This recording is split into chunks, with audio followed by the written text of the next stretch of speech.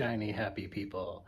And all of you miserable fucks too. Welcome once again to the Square the Circle Music channel. It's been a while. I've been going off talking about films a lot lately. I've been doing a spooky movie countdown. I don't know if you all noticed, if anyone tunes into my channel every now and again, every so often. But a countdown from 13 spooky, thrilling, chilling movies. It's taking a long fucking time. That's like 2 weeks every night of this fucking guy's face. That's creepy enough. So, but yeah, I'm just talking about my favorite Halloween movies, and that's it. So, hey, you know, there's only 3 nights left till All Hallows Eve. So, if anyone wants to see what I'm watching, tune in. I don't really, you know, I don't review the movies per se. I really just kind of like, you know, yammer for like 15 minutes in the morning. And that's about it. So that's what YouTube's for, right? Selling wheelbarrow fulls of personality. So yeah, what are we going to do tonight, everybody? What do you think? It's been a long time. I'm going to do another episode of, you guessed it, Tales from the Thrift. You know, boys and girls, it's been, you know, hard times are falling on your pal, on your humble narrator. The protagonist of this this little epic that you guys are constantly tuning into. I mean, whatever, dude. Everybody's falling on hard times. It's financially, I guess. Shit's fucking expensive these days. Everything basically didn't double, but like, you know, pretty much like 60-70% increase on just about every single good or service that you and I need, honestly, for our every fucking day lives. Like, whatever, dude. Like, lumber doubled in price, fucking bread doubled in price. You know what I mean? It's pretty insane. I paid like fucking like $17 for a pound of coffee the other day. Whatever. Gotta just start, you know, being a little bit more savvy, a little bit more frugal, just like Grandpa and Grandma. We can do it. So I don't have a whole lot to show you guys, but luckily I have like 5 side hustles, and so I can still afford to buy some records every now and again. You know, and I'm throwing pepperoni pizzas and video games at my children. Don't you worry. That's really modus operandi for this guy. Secondary and tertiary are, you know, my health. So I can still get, you know, some of the things that I enjoy and love about life. And let's talk about that. I get to go to the thrift store. And because I said I got like multiple side hustles, you know, I do trade for a local record store. So I get to show that stuff off that I get on trade credit. And yeah, what else do I do? What other types of horse trading? So tonight, here in about like 2 hours, I'm gonna, you know, clean up my act, and I'm gonna hit the town and do rideshare driving. You know, I drive for Lyft. I'm a Lyft driver. I don't do Uber because fuck Uber. Yeah, I just do the Lyft thing, and of course this is the busiest weekend of the year, hands down, no doubt about it. College town on Halloween weekend, where it's like Friday, Saturday, Sunday, Monday night parties. 4 days straight of just insane barf all over the city parties. And I get to drive everyone around. So I do pregame. That's it. I don't do the aftermath. Fuck that noise. So yeah, from like 8 p.m. to 11 p.m., I'm taking all the pretty girls to their parties. It's great, and I'll make a couple $100. Here's hoping. So cross your fingers for this guy. For my 3rd side jam that I do, 4th side jam was also pretty lucrative this week. So I was able to get a couple fun little gems from the record store that I paid for myself. And yeah, I'll just start with the junk from the junk store. How's that? Yep, I still buy CDs because I am not a snob, and I will enjoy music in every format. Besides that little chunk that you see up there, which is kind of like constant spins that I grab all the time, I have about like 150 or more over there in that corner. And I'm just, you know, like I said, I'm no purist. I just love music. And so I'll share some of that with you. I can't find cassettes anymore. Cassettes are like really fucking hard to find. Sometimes I find some magnificent gems, but pretty rare these days. Some garden variety stuff that most people really don't care about, but I've never seen this, and I'm a Fish fan. I like the band Fish a lot. And so I've never seen this. It's not an album. It's not bootleg. It's not, well, technically it is an unofficial of some sorts, but it's no like new music that nobody's heard. It's some live performances, but only snippets, because most of it is just, you know, microphone in the face interview type stuff, like at their festivals and shows. But it's like, you know, 2 hours on CD of just like a bunch of really cool, rare interview stuff that you never hear from the Fish Boys. So I'm into that kind of stuff, because, I mean, I don't collect like live performances and all their like, Jesus Christ, they're as bad as the Grateful Dead as far as like the amount of schlock that they have, you know what I mean? Just like schlock and garbage out, just selling, just like, God, they must be fucking millionaires. All of the live collections and just like, you know, 35, 40 CD collaboration efforts of like spanning like, you know, 18 years of them on the road. Like every live show they ever fucking played, like that kind of like Fish head stuff. I'm not that guy. I'm not a Fish head. I like their studio work. Their studio work is the shit. I couldn't give two shits about their live touring fish head stuff. Fuck that noise. I think this even came with a really cool, yeah, wait. It has like a bunch of extra book stuff and whatever. And it comes with a stupid little mini poster. Very 1994 of them. Maximum Fish. Whatever, dude. I like Fish. This was cool. I've never seen this because this is from their iconic video. I love this video. This was huge on MTV when I was a kid, and I remember seeing this everywhere. That whole parody that Weird Al Yankovic does in the movie UHF and that dream sequence, all of it. Like, I love this like 80s pop art style. Dire Straits is the shit. Mark Knopfler is one of the greatest guitar players and songwriters to ever live. When talking about, you know, blues, jam, killer, you know, roots rock of the 60s, 70s, 80s. And this is a greatest hits that I've never seen. So it's perfect for me. I don't want to trouble myself. I mean, I love the Dire Straits, but like, I'm not one of those types of guys that like needs their whole discography on vinyl. You know, I'll just take a greatest hits album from the Dire Straits. Thank you very much. Banging on those bongos like a chimpanzee. Yeah. We got to move these color TVs. Not hugely familiar with these guys. Like a lot of my viewership will probably throw some tomatoes and cabbage at me for this one. These guys, they're English, right? Because that's the only album that I've ever really given a try from XTC. Was the English Settlement album. Is that what it's called? English Settlement? Anyway, I know this one is also really kind of, you know, heralded by big XTC fans as being one of their betters, if not their best album. Skylarking, is that what it's called? Yeah, it was just really cool to come across this CD for $1. Because this is some pretty cool, unique stuff in magnificent condition. It's great too when you see this type of stuff at the junk store, because somebody has like written their initials there, and I got like a whole chunk on the, you know, on the shelf that was like, you could see it. And so I knew there's like, whoever DB is has great fucking taste in music. So I was just scanning like hundreds of CDs just looking for that DB, and it worked because I kept coming across. I think the Dire Straits was from him as well.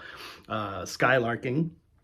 Also this Peter Gabriel Live disc that I've never owned. So I'm really excited for this. Some of his most, you know, memorable stuff from his touring, like in probably what, like 82, 83. So yeah, fucking awesome. Same dude who donated these CDs, and they're all pristine. They're in amazing condition. Pretty cool. Was this one from DB as well? I'm not sure if this one was, but this one was a great find for me as well, because I'm not a giant Van Morrison fan either. I mean, I can respect everything he did in his 70s career, and, you know, Moondance and all that stuff. It's great. You know what I mean? And I can take it or leave it most of the time. But the most latest album that he put out was in like 2020 or 2019, maybe even a little bit earlier. I heard snippets of it on like NPR, on one of our local stations, the college station that puts out NPR. They have all kinds of great shows. KLCC, it's called, 88.1 KLCC. They play all kinds of magnificent stuff, and they played his whole album in its entirety one night when it came out. So it must have been like 2018 or 2019, and he's pretty old. He's probably in his like, mid 70s, I would think, early to mid 70s. Anyway, it sounded amazing. His voice has seasoned so wonderfully, and it's just way more soulful and easy jazz than his early and mid-career ever was, because he was much more kind of just like boisterous and just kind of just doing that rock fusion with jazz and just folk and stuff. Pretty cool. But this was like straight up like classic jazz with the the class and air of like Sinatra and stuff like that, but coming from Van Morrison. So, and it's on the Blue Note label, so it's a Blue Note release. Van Morrison from like 2003, I think. What's Wrong with This Picture? Cool fucking art. I love the whole like standard jazz look of it all, and of course being released on Blue Note. What year again was it? Damn it, it's so dark in here and I need glasses. Yeah, I think it says 2003, pretty sure. So really excited about that. Sorry guys, really yammering a lot this evening. I haven't got to talk about music for like a week. I've just been talking about my stupid little horror films and stuff. So pardon me while I take a sip.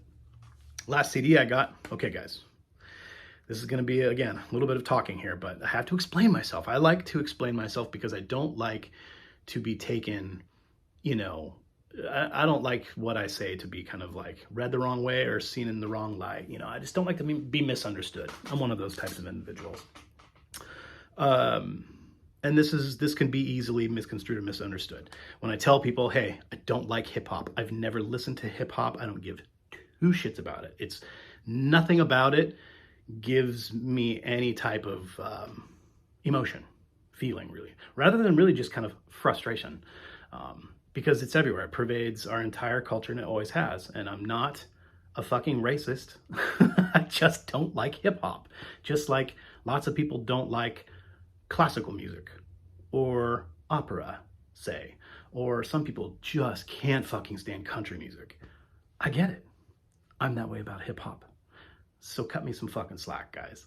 I don't know anything about it, and most of it I have never even heard one snippet of. And this artist, I can honestly say, amidst everything that's going on right now in the world and how this person is, whatever, we'll leave it at that.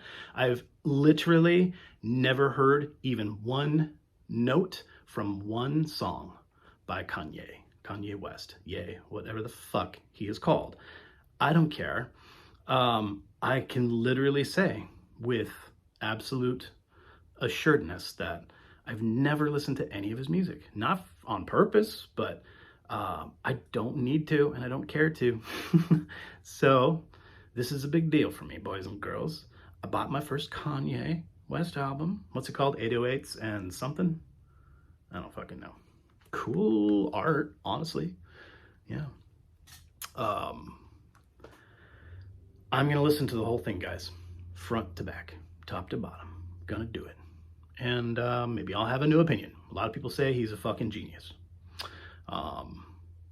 Everything else I know about the man is that he is 2 steps from from the edge. Not really something to laugh about, I guess, right? Not something to laugh about, but a couple of dots shy on his dominoes, if you know what I'm saying. A sandwich shy of a picnic. So, yeah, we'll see what all the hoopla is about. This was quite a while ago. Fuck, almost 20 years ago, this album, right? So, who knows? No, it can't be that old. Maybe 2008 or something like that. I wish I could read anymore, guys. So, yeah. I'm going to see what this Kanye guy is all about. Some people say he's kind of good, so we'll see.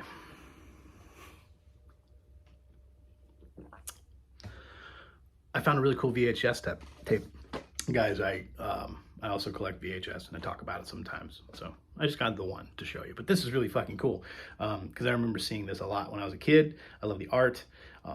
It's going to be a laugh riot, I'm sure. So you guys remember Mysterious Island? Yes. Mysterious Island, probably like early 60s, I think.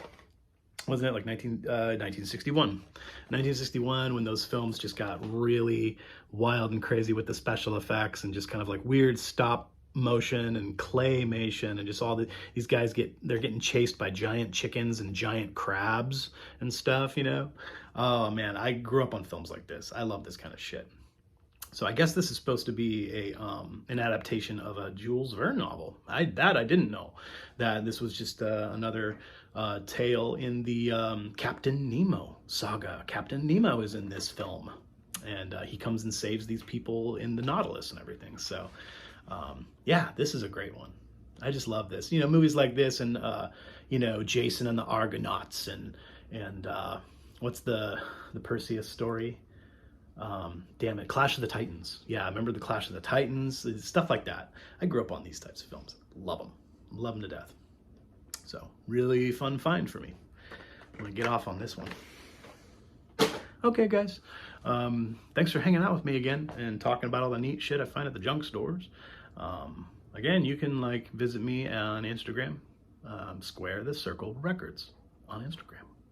And besides that, you know, I'm just your average dude who just likes talking about stuff.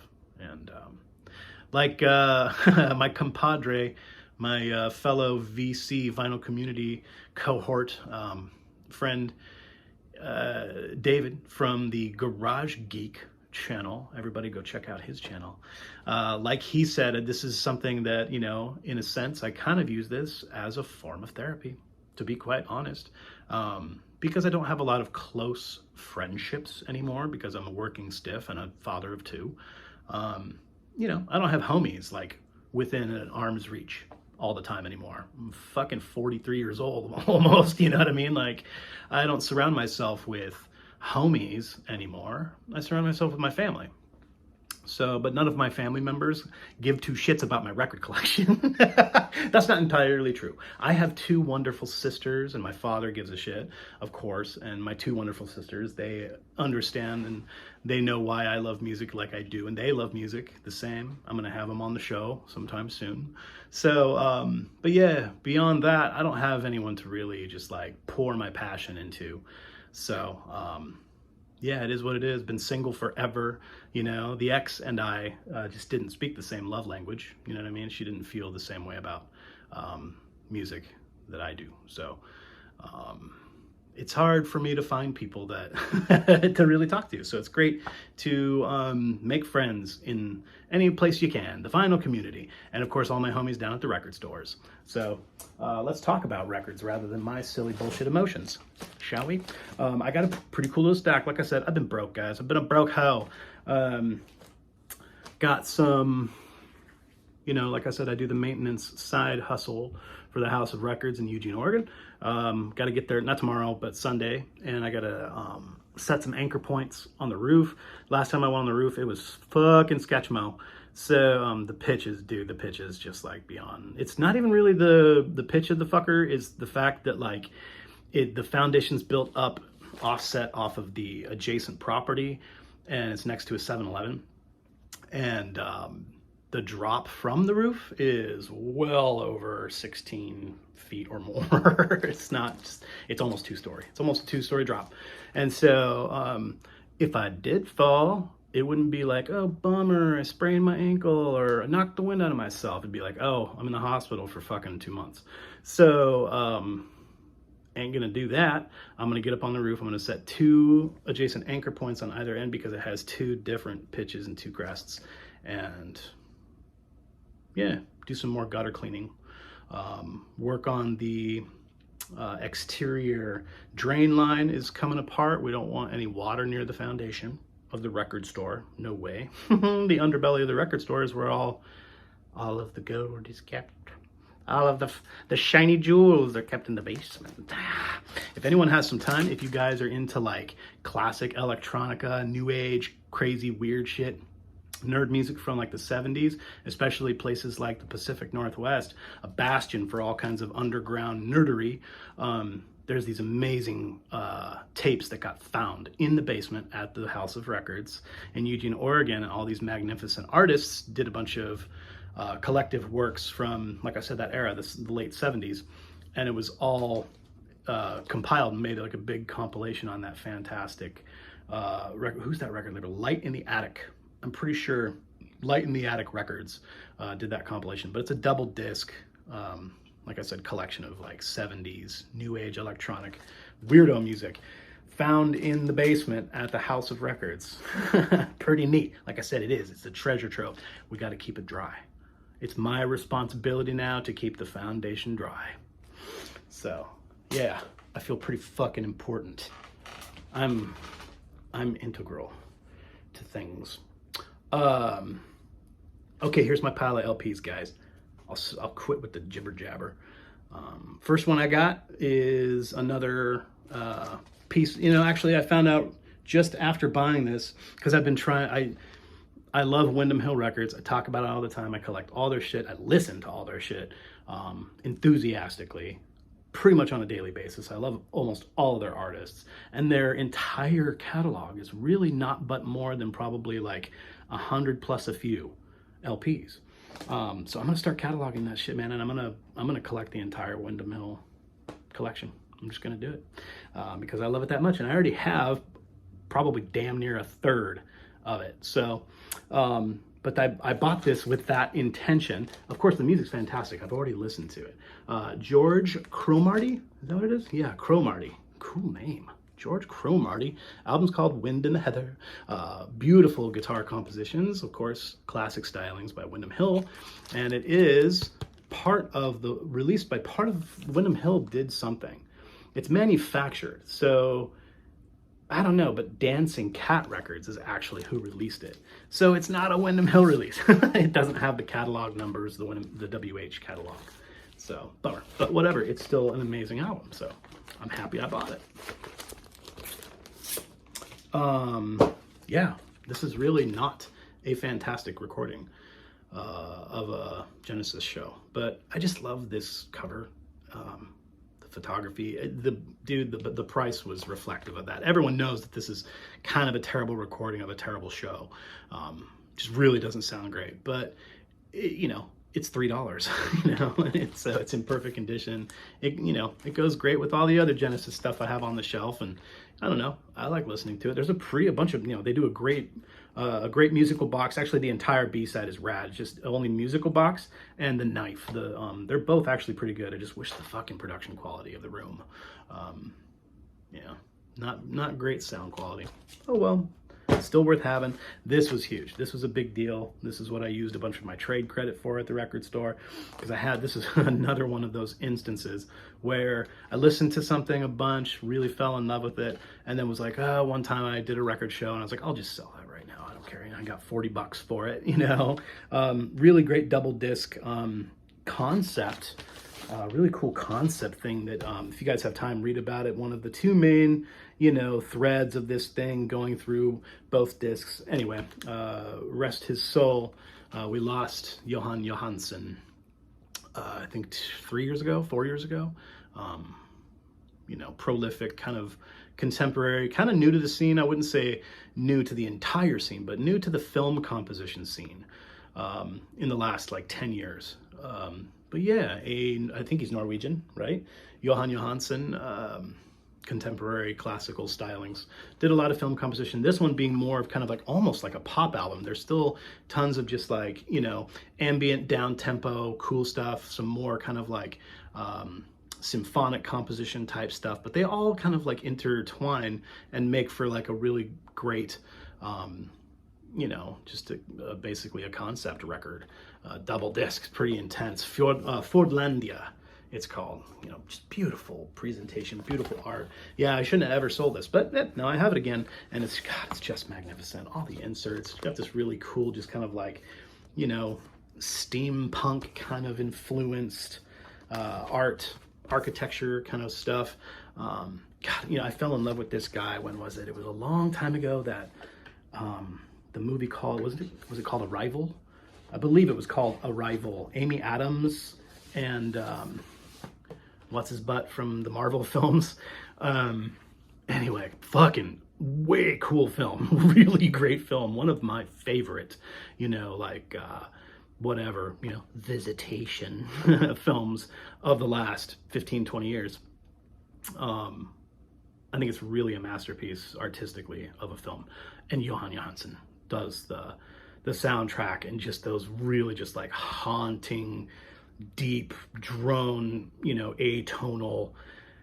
The soundtrack is so great. If you guys haven't heard of Johan Johansson, I mean, check it. This is magnificent. It's really great. Kind of like ease you into his style, and it's just really accessible, you know, really cool. The Arrival soundtrack is just it's fucking intense, dude. It's really intense. I love those types of composers for film. So excited to have that back in the collection. Here's another one. Actually, no, I've never ever owned this, and I've talked about this before. I ranked, I did a ranking video of Radiohead's studio albums earlier this year. This ranked pretty high. This was one that I wrote off when it first came out, like a lot of people did, I think. That was kind of just a commonality amongst, you know, 4 out of 5 people were just kind of like, didn't care for it, and then never revisited it and never really gave it kind of a second shot. And then my homie, you know, Nick P and me, we both at the same time were kind of like, yeah, glad I gave that a second fucking shot, because it's so magnificent. The King of Limbs album by Radiohead. What was this? It was like 2008 or something, like 2011. 2011. So now I have a copy of this. Fuck, dude. Thank goodness. Everybody, just a word of caution. Anytime you come across a Radiohead album anywhere, ever, just buy it. Just do it. They're so hard to get a hold of now. Anytime anyone gets one at a record store, 1 or 2 copies, boom, they're gone. And they're $40 now, $50, $60. You want a copy of the Bends? You're gonna pay $50 fucking dollars for it. It's crazy. And there's gonna be a point in time where they're just gonna dry up. Something's gonna happen, and you're never gonna be able to get Radiohead records again. Someone in the band's gonna die, something's gonna get tied up, you know, someone's not gonna get the rights where they want it, something's gonna happen. And Radiohead records will no longer be in production. So get them while they're hot, folks, get them while they're hot. Plus they sound magnificent, they're all on like Parlophone, you know, pressings and shit, like they're quality. That's one of the reasons why they're so expensive. It's understandable. Here was an incredible happenstance that I got at the record store. You know how it gets sometimes in those deep, dark record stores where everything's just like, there's so much and it's all filed so neatly and tight, you know, like a bookstore, and it's just kind of like, it's really inundating and really, just challenging to kind of like plow through all of it, I meant to say. I think I mentioned maybe like a month ago when I had a Monday off. I had no responsibilities, nothing to do, and I spent like 2.5 hours in the record store. I shit you not. Like almost 3 hours straight, just like touching everything. And this was one of those like real thin, you know, like really thin ones that just kind of like slips in there. It's in a weird spot where you never see it. It had a sticker on it with the date from when they sticker priced it and put it on the shelf from like 8 or 9 years ago. It had just been hiding in there. I finally got myself a copy of The Hatfield in the North. Man, I'm fucking excited about this. It's just self-titled, right? Yeah, I think it was the only album they did. I'm probably wrong about that. Prog guys are getting enraged at me right now, but I don't know. 1973, right? 72, yeah, 73. And I'm not positive about it, but this might have been their kind of like one and done, possibly. But anyway, it's their, you know, eponymous release. Peter Sinclair. I fucking love Peter Sinclair. Or, pardon me, Richard Sinclair. He joined Camel. He played bass for Camel from 1977 through most of the 80s. I was talking online about that, listening to this, and I was like, when I first discovered this, I was like listening to it, and I was like, fuck, man, that guy, he sounds a lot like Richard Sinclair from Camel. And then I looked it up, and I'm like, oh yeah, it's Hatfield in the North. Really excited. Yeah, one of those hidden gems. There's no one knew it was in there. Usually prog, just like, especially classic prog stuff from the record store, just disappears instantaneously. Yeah. happy to know that prog is coming back into style, I guess. Most would say it never left. This is amazing. Really, really excited to find this, like, magnificently, just never, the needle's never been dropped on this. I guarantee it. It's an Aaron Copland symphony, mix-ups of stuff. You know, I love classical, especially American composers. Aaron Copland, pretty awesome. But the art, oh my God, look at that. It's a Kandinsky. It's Wassily Kandinsky. Yeah, I've never seen this before. And I love Kandinsky. He's one of my favorite abstract, you know, painters. And this is just fucking phenomenal. So now I can listen to some dope flute playing, some Walter Pistons jamming on the flute, playing some Copland, and enjoy my Kandinsky art. Pretty sick. This is a big fucking deal, guys, right here. Oh, pardon me. Gotta adjust myself here. I collect these stupid, like, persuasive, well, I got a whole lot of them now. I have a dozen of them, but I like the art. They're neat. I display them in, you know, frames and stuff around my house. And I'm a drummer, so anything percussion is cool to me. This is a persuasive percussion. The command label did a whole series of these. Behind me, you can see, yeah, persuasive percussion, predominant percussion, provocative percussion. I just love the art. Pretty neat. So now I have more of it. One of these days you'll see me just like put them in frames all over my whole house. Nice luster on it. It's cool. I like it. What else we got? Oh, this is just all the creamy stuff that I care about. I showed this months and months ago, beginning of the year. I got this album and it just dropped me. Dropped my pants. Woo! Bend me over the barrel. 3 ways from Tuesday, whatever. And this is a volume 2 part. I was, you know, privy to the fact that, like, when they released the first one at the beginning of the year, you know, it said volume 1. So I was like, obviously this year, I'm sure there'll be a volume 2. And they finally released it here at the end of the year. Pretty dope. This group called Flore Laurentien. Something about the St. Lawrence River. That's basically what it is it's a conceptual piece of, I mean, dozens upon dozens of musicians, but predominantly like 1 to 2 people. It's kind of the brainchild of them. And they're doing, you know, incredible synth compositions and ambient, you know, drone and just all kinds of experimental sounds. And it's actually very cool and experimental, you know, mixed with kind of like popular rock sounds and stuff like that. And it's really fucking hard to explain, because there's also 10 fucking symphonic instruments on this constantly, like at least a half a dozen strings and some really just subtle reeds. I think that's really it, just strings and reeds. There's no brass, I don't think, because the rest of it is like, you know, kind of dominated by the synth sounds, but a lot of, you know, basic piano melodies. It's just all over the place. It's so fucking magnificent. I love it. If anyone doesn't really appreciate or like, you know, symphonic orchestral music, you're not really gonna like this. That's what it is kind of like really led by the orchestra, the strings. And there's lots of just kind of like, you know, high strings, pitch bending. You know how the strings, you know, the violins, violas will just really drag down there, you know, and just bend the pitch over and over again for that effect. It's a really great effect in pop music. So there's tons of that. And if anyone's not really into that, this is going to drive you crazy. But yeah, volume 2 of the Flore Laurentien series. A trip down the St. Lawrence River. French-Canadian stuff. I love it. This one came on blue wax. Neato. Yeah, the other one wasn't. Colored vinyl. Does it have a cool insert? The other one had a really cool insert. Yeah, I just love this art. All of it. It just kind of tells you all the players. This, like I said, there's just a dozen or more instrumentalists on this. But, yeah, fucking gorgeous. Yeah, both the Eno boys both had an album in the last month. I got both of them. Yeah, pretty amazing, pretty cool. Roger and Brian, both.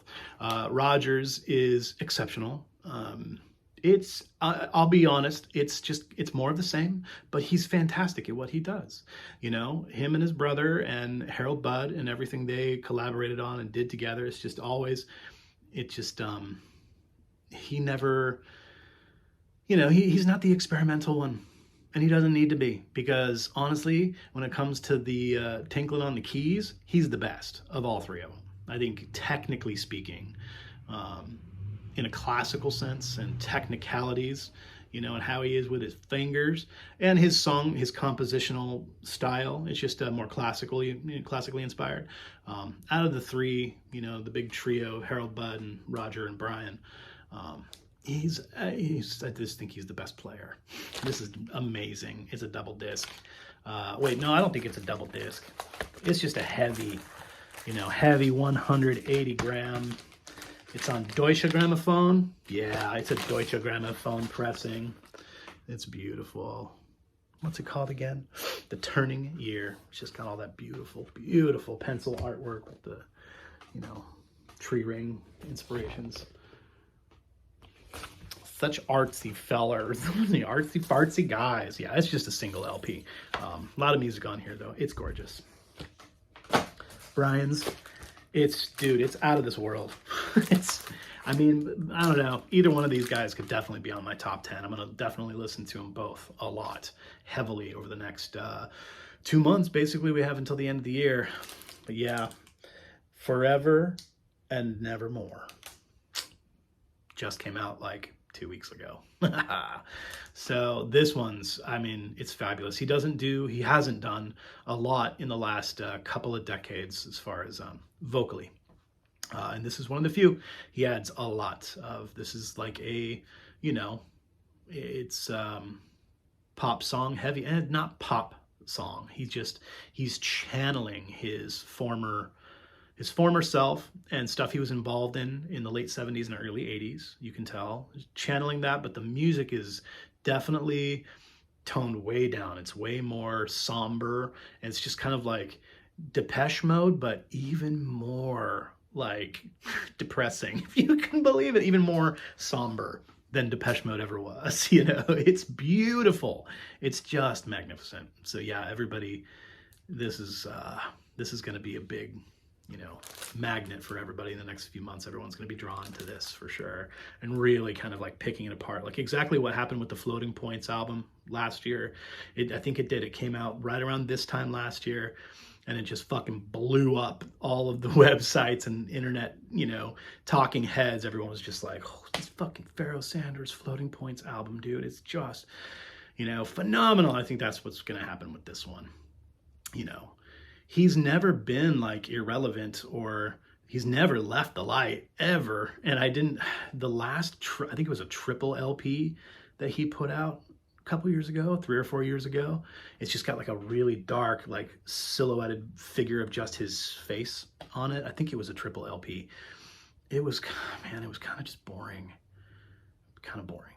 This one, like I said, it's like, there's even like really cool, like stuff that harkens back to like what he was doing in the, you know, the late 70s, like from the Ambient 1, Ambient 2 albums, like stuff that really reminds me of like Stephen Roach. If anybody loves ambient and synth music, like you probably have heard of Stephen Roach. Like it reminds me of like Structures from Silence, like some of the stuff he's doing. And then suddenly you're just like getting this real like Nick Cave and the Seeds, Depeche Mode, like this vibe of him just heavy reverb, just doing these dark, smoky, you know, kind of almost crooning style vocals with just the really subtle dark piano. It's beautiful, guys. And this one's, I'm pretty sure, a double LP. I have listened to it, guys. I cracked it open already. Is it a double LP? No, it's a single as well. Yeah, beautiful design. Also, incredible. I saved this because, I mean, I'm going to keep the hype sticker, but it's also it's a fucking outer that is compostable. I've never seen that, if you can believe it.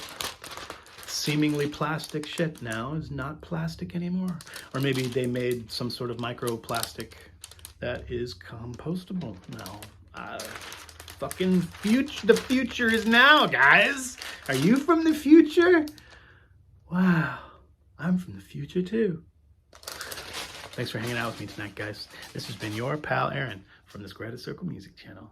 I had a lot of fun, and I hope you did too. I'll see you next week.